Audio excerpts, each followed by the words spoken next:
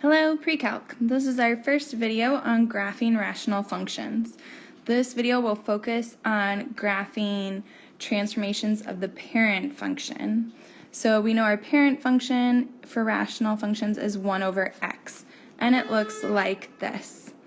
So we'll be looking at possible transformations of that function in the form a over x minus h plus k. First, we're going to take a look at why does the parent function look the way it does with a vertical asymptote here at x equals 0 and a horizontal asymptote at y equals 0. A horizontal asymptote, as a reminder, represents the end behavior of the graph. So as you go to infinity, what's happening to the graph on the left and the right. Vertical asymptotes are actually lines that the function cannot cross.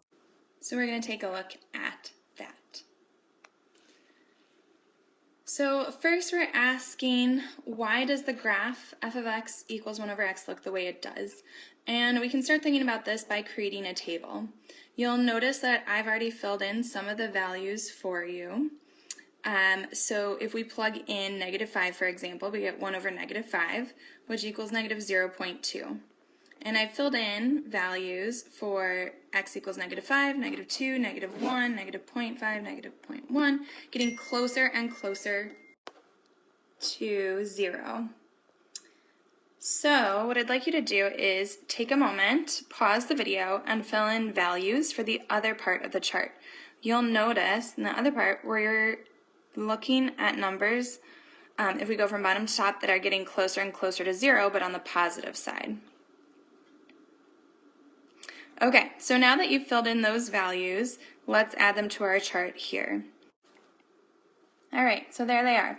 They mirror the values we had before, except this time they're positive instead of negative. What happened at x equals 0? If you plugged it into the calculator, you probably got the error message. Why are we getting an error?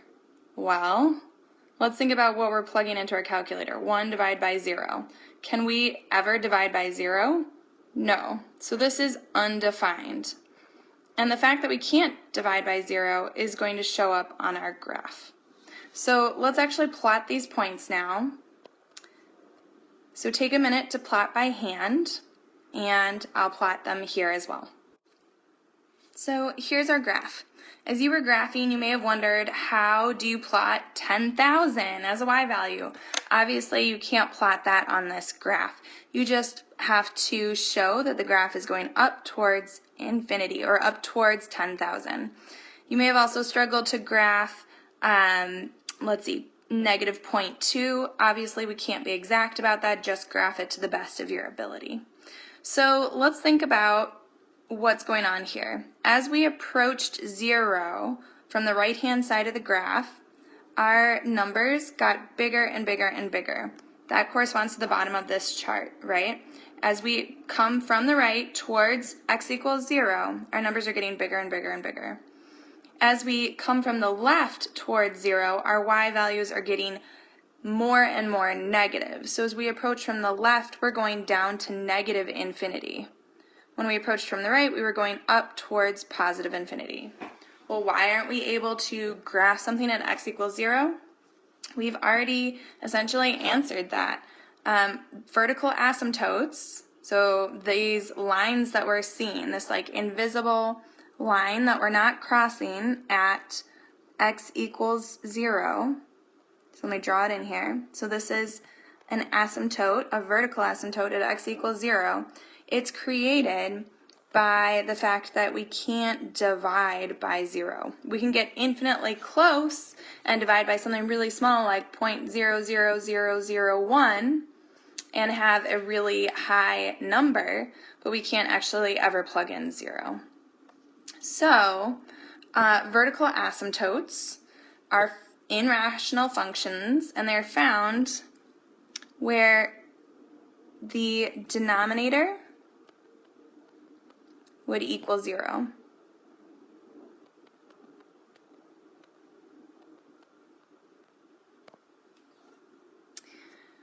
Another important fact is that you can never cross a vertical asymptote.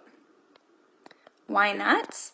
Because you can't ever divide by 0, right? It's not possible to cross this line because there's literally no point that you can graph when x equals 0.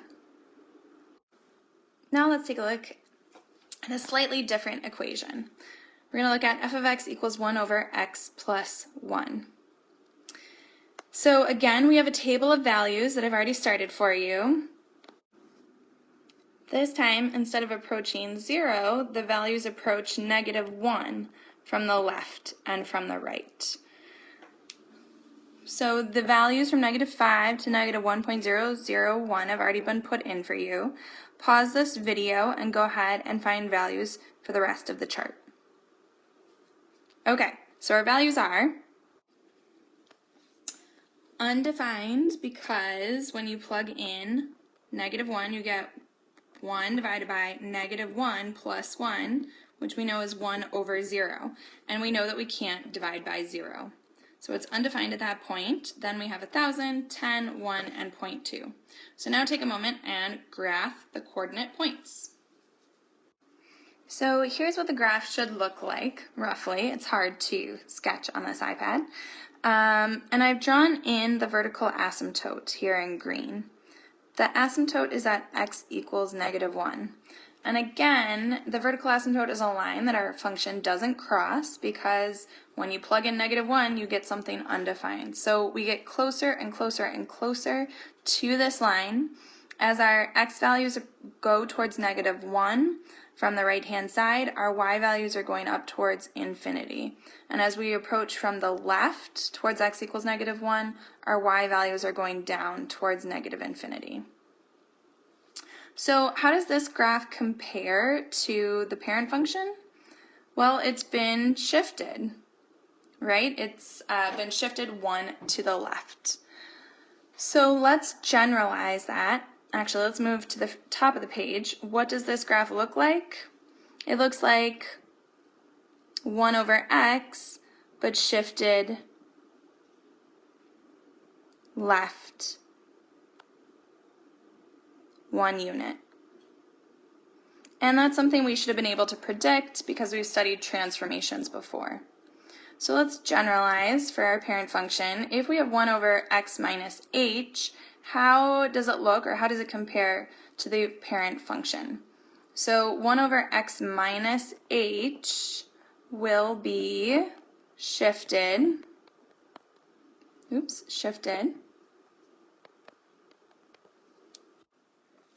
Let's think about it. When we had plus 1 or plus h, it moved to the left.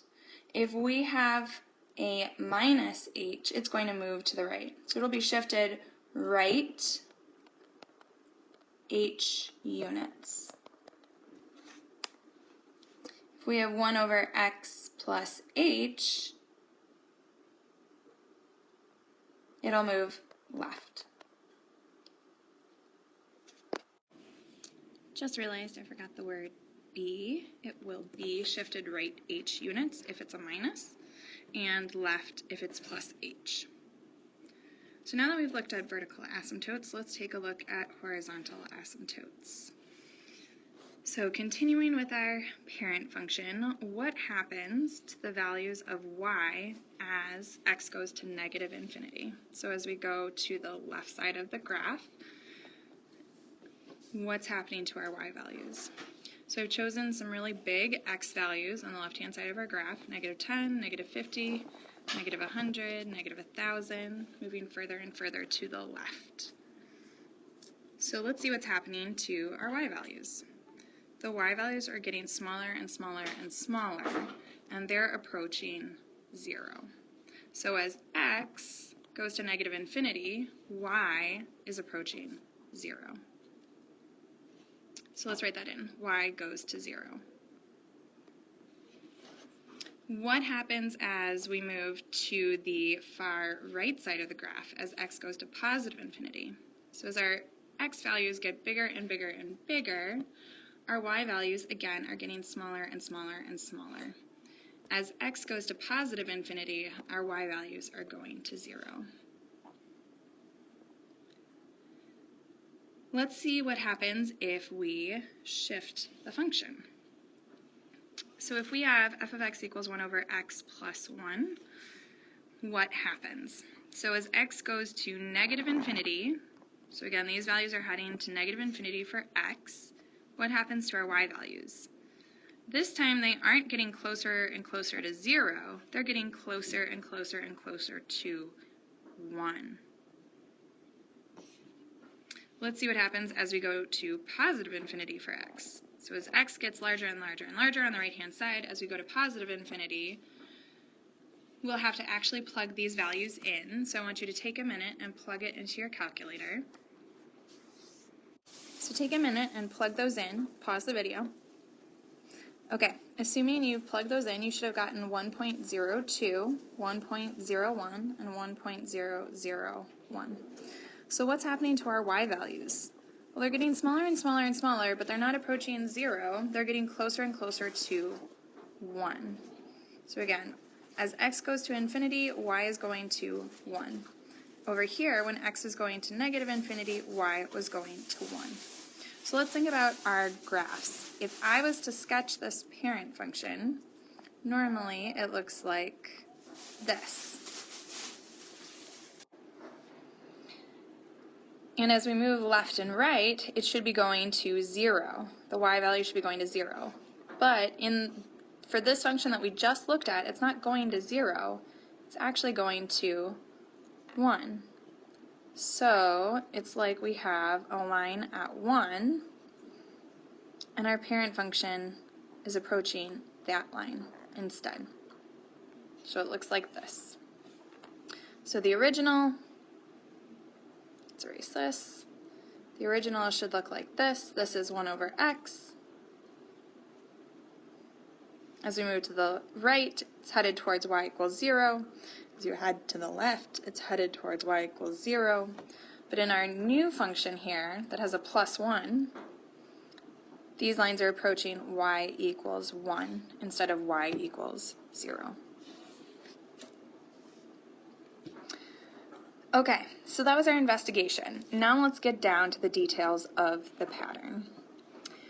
If we have a parent function that's in the format y equals 1 over x minus h, we already described that the h moves us left or right. On the previous page, we saw that adding 1 at the end moved us up 1. So adding a k value can move you up or down. And going back here, let's actually, we forgot to fill in this sentence. This line here that we drew in is called a horizontal asymptote. It's the line that you approach as you go towards positive infinity on the right or x equals negative infinity on the left. A quick note, a function can cross a horizontal asymptote because a horizontal asymptote represents end behavior, so what's happening at the ends of the graphs, and not an impossible value or an undefined value for a function, like with vertical asymptotes. Okay, so going back to the larger patterns, we said this minus h here moves you left or right, the plus k moves you up or down. We can figure out the asymptotes automatically by looking at the equation. Your vertical asymptote is always going to be x equals h, so this is our vertical asymptote, and our horizontal asymptote is going to be y equals k. We're going to use those to help us plot the graph. So let's take a quick look at example 1 here. Looking at this equation, my h value is -2. My k value is -1. That means that I'm going to have a vertical asymptote at x equals -2. I'm going to have a horizontal asymptote at y equals -1. Because this is our k value, and this is the h value, but the sign has to change because it's supposed to be in the format x minus h. Here h has to be -2 so that it becomes x plus 2. Okay, so let's draw in these asymptotes. at x equals -2, we've got a vertical asymptote. And at y equals -1, we have a horizontal asymptote. Our graph is going to hug these lines. Two other things that'll be important. Well, actually, let's just draw a general graph. So we know the parent function looks like this generally. So if we have no other information, we could just sketch in the graph, having it get closer and closer to these asymptotes. But there are actually a few other pieces of information that we can find to create a more accurate graph. So we can find the x and y intercepts. So in the step-by-step instructions here, we drew in the asymptotes. Next, it says plot points to the left and the right of the asymptote. Instead of plotting, we're going to find the x and y intercepts to help us. If you're looking for a y-intercept for any function, you just need to set x equal to 0 and solve for y. If you're looking for an x-intercept, you have to set y equal to 0 and solve for x. So let's do that for this function. Let's find our y-intercept. Set x equal to 0. So we have y equals 1 over x, or 0, plus 2 minus 1. So that's 1/2 minus 1. That simplifies to -1/2. So we have a point at 0, -1/2. And we can plot that. 0, -1/2 would be right here between 0 and -1. Then let's find the x-intercept.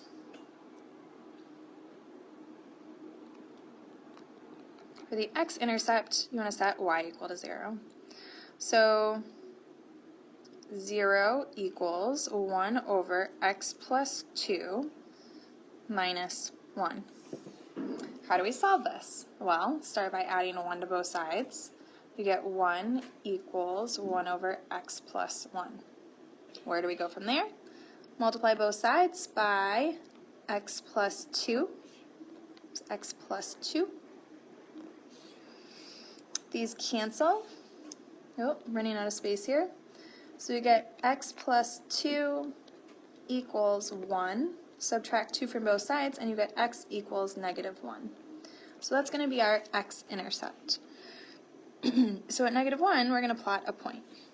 So our curve here should hug the vertical asymptote, go through our x-intercept and our y-intercept, and get closer and closer and closer to this horizontal asymptote without crossing it. Now in this left section, we didn't plot any specific points, so we can just sketch it generally to hug the asymptotes. Like that. And that's our sketch of our graph. The only thing we haven't done yet is to state the domain and range. Let's clear the screen a little so we have some room for that. Okay, so domain we know is all of the possible x values. So looking at this, we can have any x value except x equals -2. If x is -2, we're dividing by 0, and we get an undefined value. So our domain can be all real numbers except 2. So we want to communicate that x cannot be 2, but it can be everything else. So that would be -infinity to -2, union -2 to infinity. So that's all numbers except -2. Now for our range, that's all the y values. Our function can be any y value except it never really reaches -1. So our range is -infinity to -1, and then -1 to +infinity. If you feel pretty comfortable with that example, you can move on to doing the homework.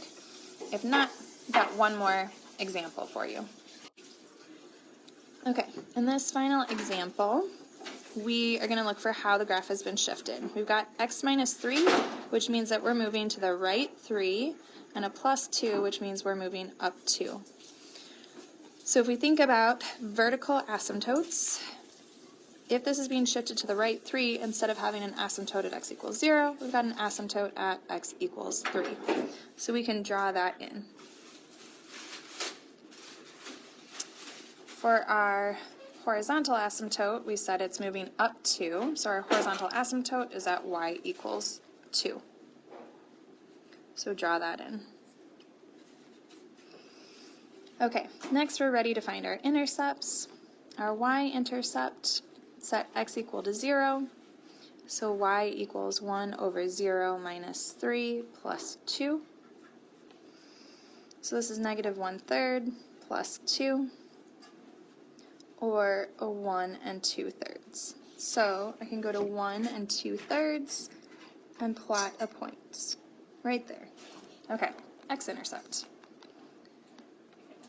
Set y equal to 0, so 0 equals 1 over x minus 3 plus 2. Subtract 2 from both sides. You get negative 2 equals 1 over x minus 3. Multiply x minus 3 to both sides. And we get negative 2x plus 6 equals 1. Subtract 6 from both sides. Negative 2 equals negative 5. Divide by negative 2. X equals 5 over 2, which is also 2.5. So our x-intercept up here is 2.5. Okay, so now we can sketch this curve. We want it to go through the y-intercept and the x-intercept and hug the asymptotes. The upper right-hand one is just going to hug the asymptotes. We don't have any specific points that we're plotting there. The final thing is to state the domain and range. I'm going to erase our intercepts again. The domain and range are determined by the asymptotes, really. So in this case, our domain, the x values, it's all values except x cannot be 3. So negative infinity to 3, union 3 to infinity. And our range can be any value, but it's not hitting y equals 2. So negative infinity to 2, and 2 to infinity. All right, you're ready to work on the homework now. Good luck. One last point, actually. Let's take a quick look at number 2. Number 2 is similar to our previous ones, except our a value is negative. That means that the graph is going to flip. So instead of the graph that normally looks like this, the negative is going to reflect it, so it looks more like this. So that's the one other thing to be aware of, that a negative a value is going to reflect the graph. All right, you're all set to go.